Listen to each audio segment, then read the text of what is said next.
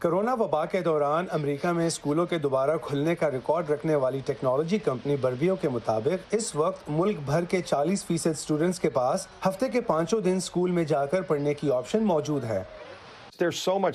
اس بارے میں بہت سا سائنسی ثبوت موجود ہے کہ اس وقت امریکہ میں لاکھوں بچوں کا تعلیم حاصل کرنے کے لیے روزانہ اسکول نہ جانا انہیں نقصان پہنچا رہا ہے۔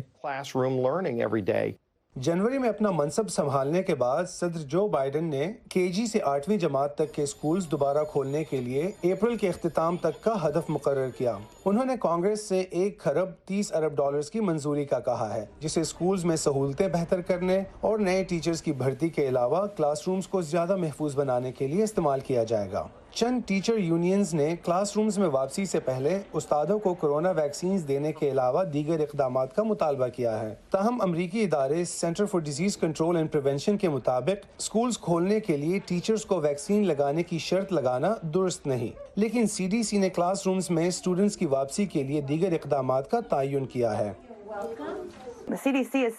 CDC کا کہنا ہے کہ محفوظ رہنے کے لیے کئی اقدامات اٹھائے جا سکتے ہیں۔ ٹیچرز کو ویکسین دینا ان میں سے ایک ہے، جبکہ کلاس کے سائز کو چھوٹا رکھنا، بسوں میں فاصلے سے بٹھانا، ماسک، ٹیسٹنگ اور سہولتوں وغیرہ میں اضافہ دیگر اقدامات ہیں جو کیے جا سکتے ہیں۔ کچھ قانون سازوں کے مطابق کانگریس جس معاشی پیکج پر کام کر رہی ہے، اس کے تحت رقم وصول کرنے کے لیے اسکولز پر لازم ہے کہ وہ کھلے ہوں۔